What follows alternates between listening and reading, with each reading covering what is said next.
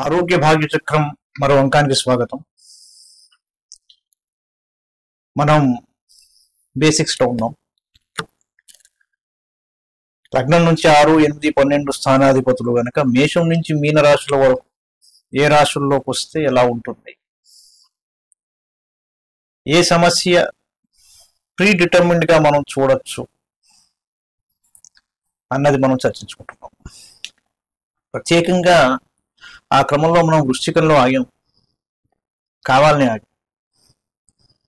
వృశ్చికంలో నేను 3 ఎపిసోడ్స్ చెప్తా అన్నాను, ఇది 3వది. దీనికి కారణం ఏమిటి అంటే, చాలా చోట్ల మిస్టీరియస్ గా అనిపించే విషయాలు, అసలు root cause of a problem తెలియని చోట న్యాచురల్ 8th హౌస్ అయిన వృశ్చికం బాగా డీప్ గా స్టడీ చేసినప్పుడు ఖచ్చితంగా చాలా బ్రిలియంట్ ఐడియాస్ ముందరకు వస్తాయి. అలా చేసినందువలన కొన్ని సందర్భాలలో నేను స్వయంగా ఏమండి ఈ వ్యక్తికి క్యాన్సర్ అని డిటెక్ట్ అయ్యింది, దాన్ని బట్టి ఏదో ముందరికి వెళ్తున్నారు, కానీ అది కాదని చెప్పి చాలా గట్టిగా ఆత్మస్థైర్యంతో చెప్పిన సందర్భాలు.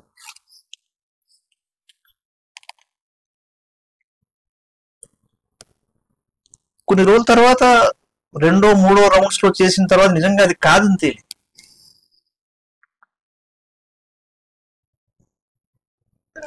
ఇది కేవలం నేను ఏదో మిమ్మల్ని మభ్యపెట్టడానికి చెప్పే విషయం కాదు. There is more to science the more you go deeper into it. అలాగే స్టడీ ఆఫ్ మెడిసిన్ లో కూడా ఎన్నో డెవలప్మెంట్స్, రిఫార్మ్స్ వచ్చాయి. ఒకనొక కాలంలో ఒక టాబ్లెట్ విరివిగా వాడితే అది బ్యాన్ చేసిన సందర్భాలు ఉన్నాయి కదా. ఆ తర్వాత మళ్ళీ దాన్ని రివైవ్ చేసి, లేదండి బ్లడ్ థిన్నర్ గా ఇదే పని చేస్తుంది, ఇది ఇంటికి పెట్టుకోవాలని చెప్పిన సందర్భాలు ఉన్నాయి. ఏ పద్ధతిలో అయినా, ఏ స్టడీలో అయినా స్వాధ్యాయం అన్నది అంటే కంటిన్యూస్ ఎఫర్ట్స్ ఉంటూనే ఉంటాయి. చేంజెస్ లాస్ట్ ఎపిసోడ్ లో మనం ఆగింది వృశ్చికంలో కుజుడుంటే ఎలా ఉంటుంది, బుధుడు రవి ఉంటే ఎలా ఉంటుంది అన్నది మనం చర్చించుకున్నాం. ఇవాళ ప్రత్యేకంగా శని, రాహు, కేతువుల గురించి మాట్లాడుకుందాం. కానీ మీరు అడగచ్చు, ఏమంటే రాహు కేతువులు ఏ రాశికి అధిపతులు కారు కదా, మరి వాళ్ళు ఉంటే అన్నట్టుగా చెప్తున్నారు మీరు అంటే కాదు. అప్రకాశ గ్రహాలైన రాహుకేతువులు గనక వృశ్చికంలో ఉంటే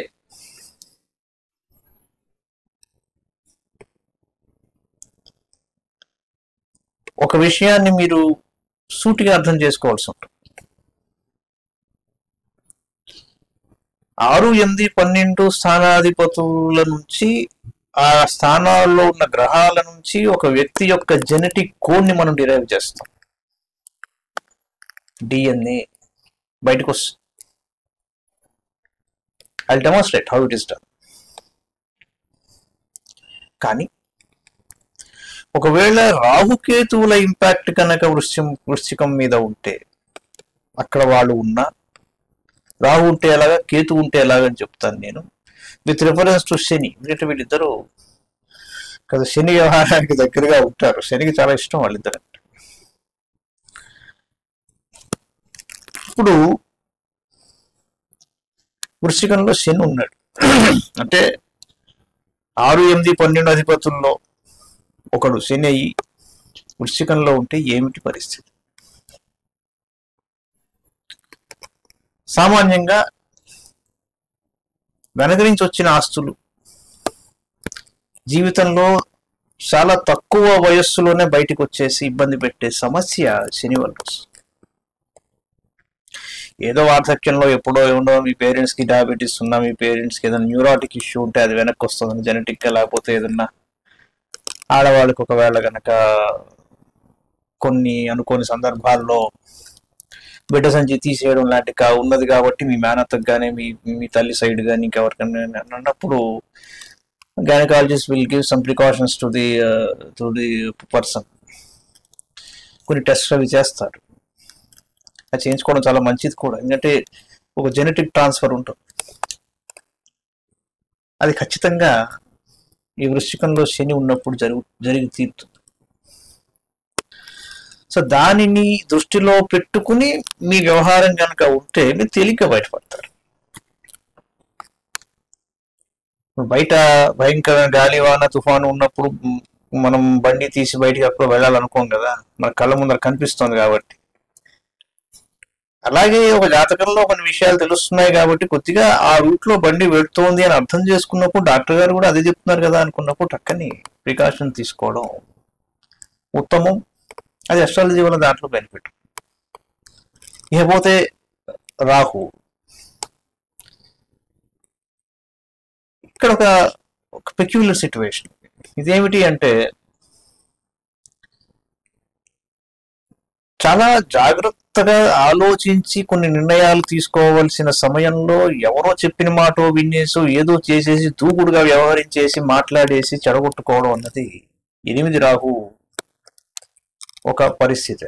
ఆయన ఇచ్చే ఇండికేషన్ హీల్ పుష్ యూ, ఒక దూకుడు అనమాట, అనవసరమైన దూకుడు, నర్వస్, ఏదో చెప్పేయాలి, నా దగ్గర ఏదో వెపన్ తీయాలి, ఇంకేదో చెప్పాలి, ఎక్సైట్మెంట్, ఓవర్ ఎక్సైట్మెంట్. అన్నిటికీ అడిగిన వాడు ఒక క్వశ్చన్ అడిగితే 4 క్వశ్చన్లు లోపల ఊహించుకుని 40 సమాధానాలు చెప్పడం. మీరు చూసుంటారు చాలా మంది. అడిగేవాడికి పిచ్చెక్కిపోతుంది, ఏంట్రా బాబు అక్కడ ఉంటే బాగున్నట్టు. ఆ టెండెన్సీ ప్రతి విషయంలోకి వెళ్ళిపోతూ ఉంటుంది. చాలా ఆలోచించి నెమ్మదిగా నిదానంగా చక్కగా స్టేబుల్ గా ఆలోచించి చేయవలసిన పనుల దగ్గర చాలా తొందరపడి చేసేయడం. ఎక్కడైతే కాస్త తొందరపడి కాస్త ఎంతూజియాస్టిక్ గా ముందరికి వెళ్ళి మనం ఒకటి తెచ్చుకోవాలి అనుకునే చోట అనవసరమైన నిదానం చూపించాం. ఇది రాహు గారి యొక్క లక్షణం, క్వైట్ క్లోజ్ టు సాటర్న్. ఇది ఒక ఆయన అడిగాను, మామూలుగా ఇలా ఉంటుందా మీ దగ్గర అంటే ఖచ్చితంగా అలాగే ఉంటుందండి, కానీ అలా ఎందుకు ఉంటుందో తెలియట్లేదు అన్నాడు. వచ్చి సిక్కేదంటే ప్రతి అస్ట్రాలజర్కి ఏమయ్యా మీ జాతకంలో ఇలా ఉంది గ్రహం కాబట్టి మీకు ఇలా ఉందని చెప్పి దాని ఉపయోగం లేదంటే ఆయనకి ఎందుకు ఇది? Is nothing to do with that. ఏం చేస్తే దాని నుంచి బయటపడతారు? దానికి మళ్ళీ ఏదో నవగ్రహ హోమాలు చేసేయడం, లేకపోతే ఇన్ని జపాలు చేసేసి అసలే బాధలో ఉన్నారో హింస పెట్టడం కూడా సరైన పని కాదు. దీనికి హోరాశాస్త్రంలోకి వెళ్ళి ఒక్కో వారం ఒక్కో విధంగా ఆ హోరం వచ్చినప్పుడు ఏది చేయాలి, దైవికమైన మార్గంలో దేనిని మీరు అవలంబించాలి, ఎటువంటి ధ్యాన మార్గం అవలంబించాలి, లేక ఎటువంటి సంగీతం వినాలి, ఏ రాగాన్ని పట్టుకోవాలి, ఇలాంటివి చెబుతూ ఏ వారం ఇటువంటి పరిస్థితిలో కొన్ని దాన ధర్మాలు చేసుకుంటే బాగుంటుంది అన్నది చెప్తే చాలా బెనిఫిట్స్ మనం చూస్తాం పెట్టుకోవాలి. కారణం ఏంటంటే ఇది ఒక్క పూటల్లో వచ్చింది, 2 పూటల్లో వెళ్ళిపోయేది కాదు.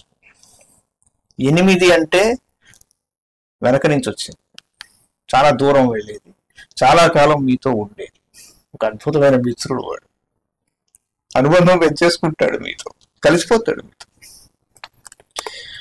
కొన్ని సందర్భాల్లో అది లేకపోయినా మీకు ఇబ్బంది కలుగుతుంది.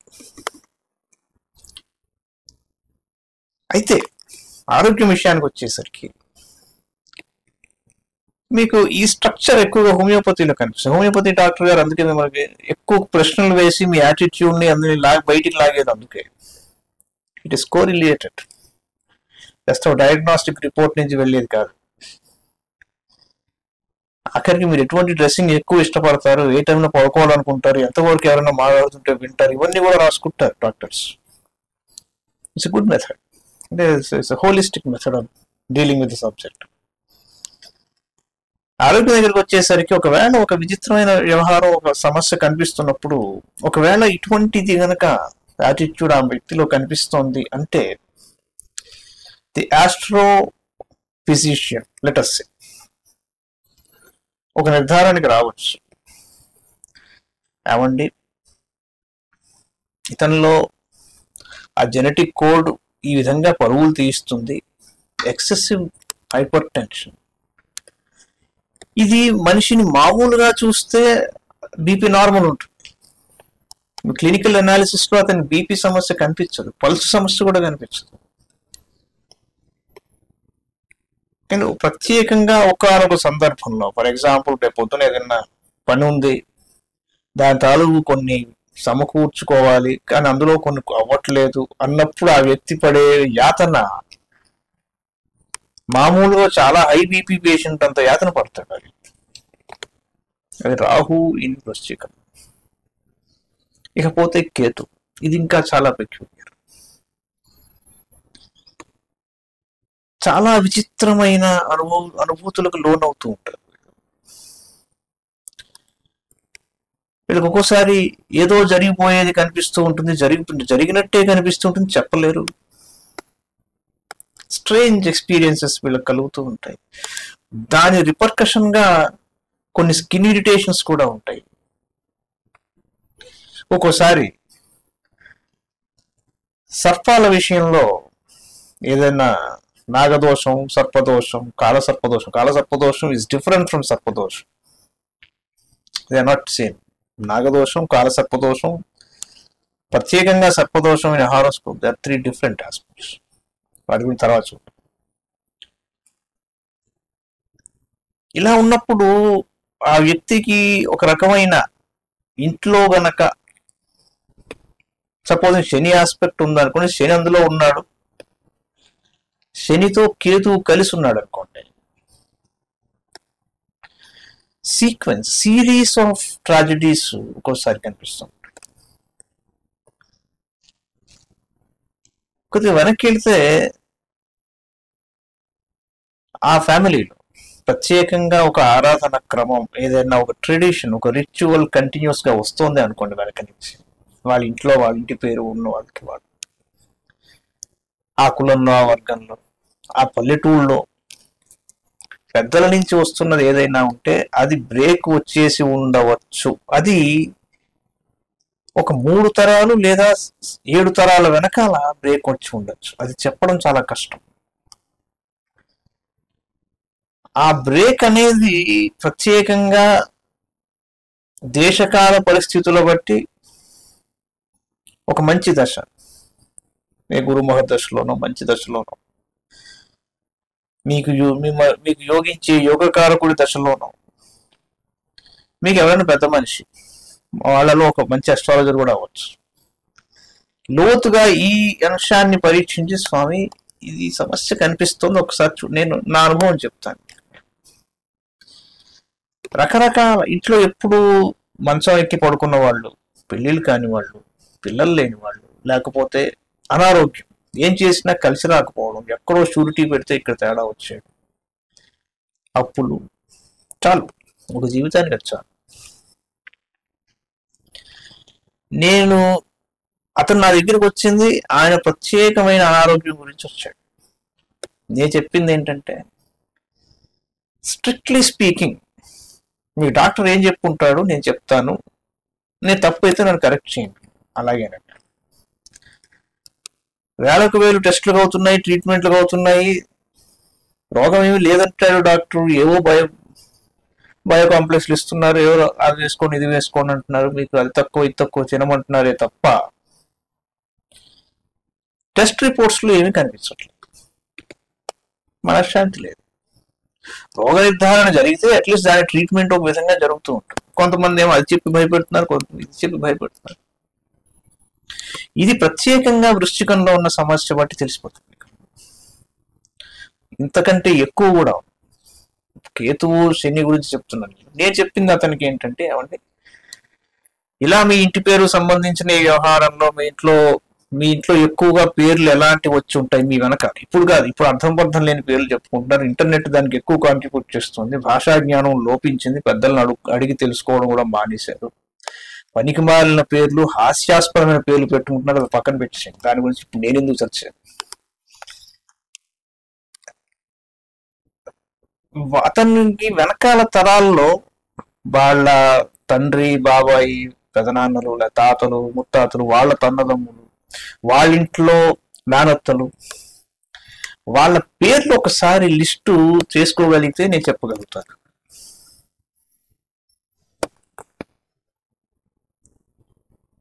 అతను కొద్దిగా, సార్ నాకు పెద్దగా టచ్ లేదండి, ఊపిరి పల్లెటూరు వెళ్ళి తెచ్చుకున్నాడు. తెచ్చుకున్నాక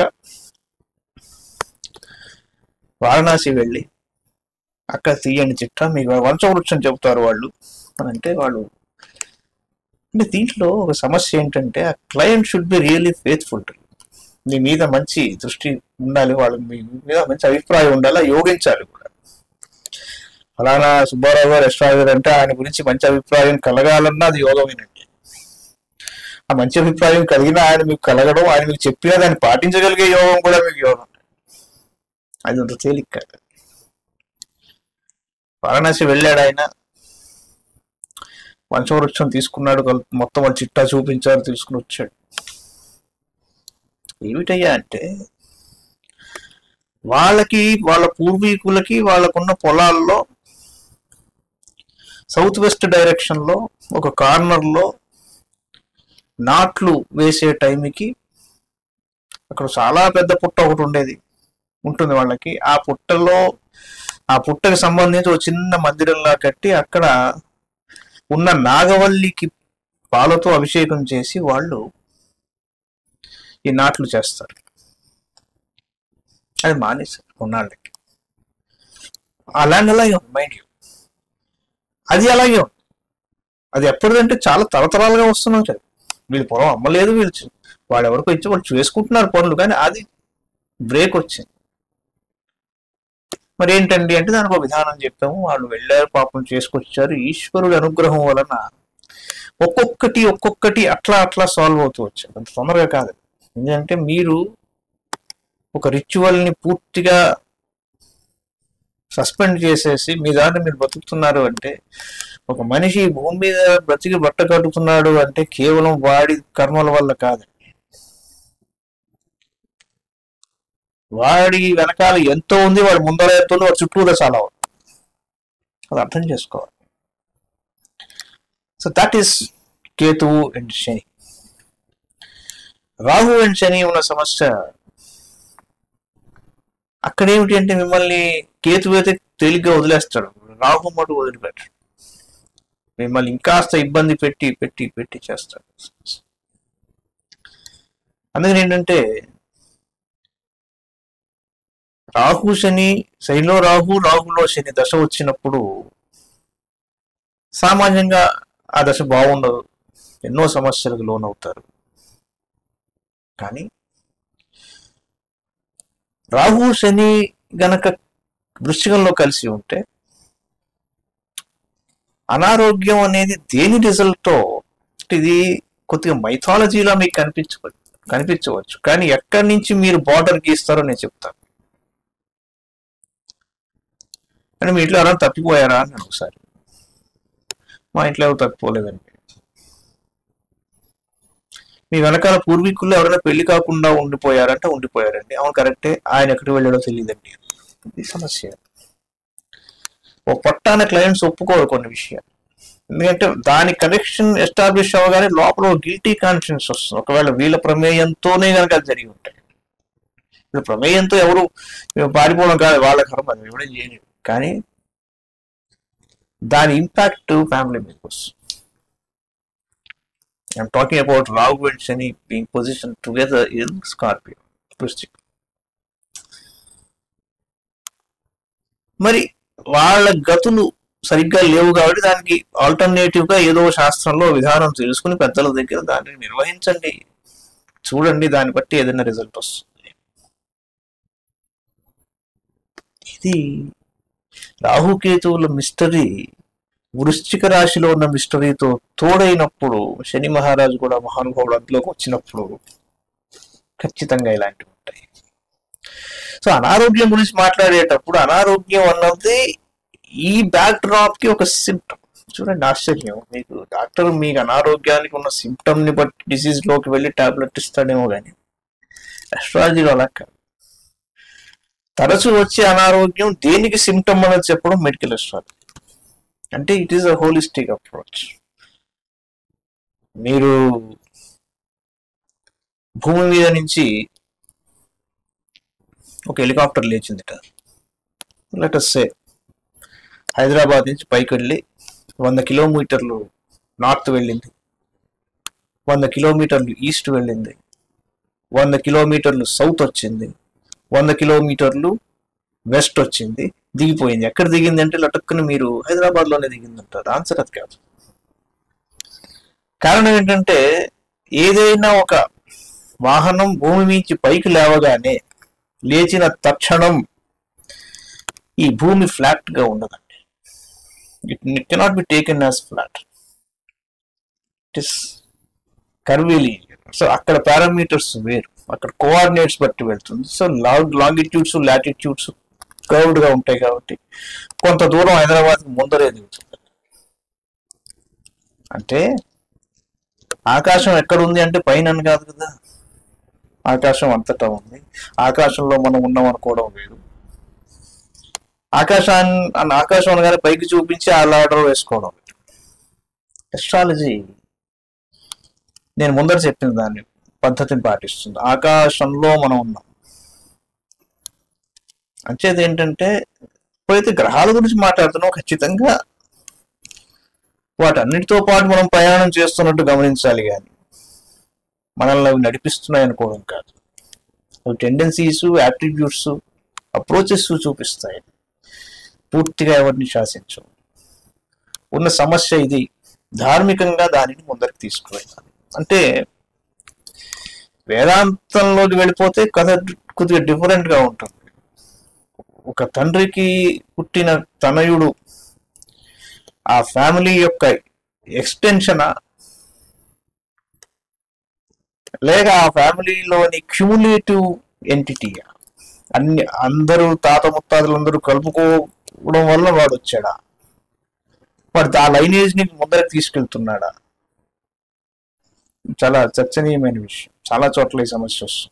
పృథివ్యాపస్తేజ వాయుడు ఆకాశాలు అన్నప్పుడు ఆకాశం తన్మాత్ర, సప్త తన్మాత్ర నుంచి తీసుకుని మళ్ళీ కిందకి వచ్చినప్పుడు ఆ తర్వాతది అందులోంచి పుట్టిందా, దానికి ఎక్స్టెన్షన్ లేక దాని క్యుములేటివ్ రిజల్టా? దీని మీద ఫిలాసఫీ ఆధారపడి ఉంటుంది. అంత కాంప్లికేషన్స్ ఇప్పుడు వద్దు. నెక్స్ట్ ఎపిసోడ్లో మనం ధనురాశిలోకి వెళదాం. ఈ వృశ్చిక రాశి దగ్గర ఈ 3 ఎపిసోడ్స్ మటుకు కలుపుకుని ఒకసారి అధ్యయనం చేసి చూస్తే మామూలుగానే మీ ఇంట్లో ఈశ్వరుడి దయ వల్ల అంతా బాగుండాలని కోరుకుంటాం, కానీ ఆసుపత్రి ఓపెన్ చేసిన వాడు నా దగ్గర తండోపుతండాలుగా జనాలు రావాలని కోరుకోకూడదు. ఎవరైనా సమస్యతో వస్తేనే వాడిని సాల్వ్ చేయాలని ఆశపడాలి. అలాగా ఒకవేళ కనుక మీకు నేను చెప్పిన అంశాలలో ఎక్కడన్నా ఇబ్బందిగా, ఇది ఎక్కడన్నా మ్యాచ్ అవుతోందని అనిపిస్తే ఒక్కసారి ఈ వృశ్చికంలో చూడండి, మీకు కొన్ని క్లూస్ లభిస్తాయి. వచ్చే అంకంలో మనం ధనురాశి గురించి చెప్పుకుందాం. నమస్కారం.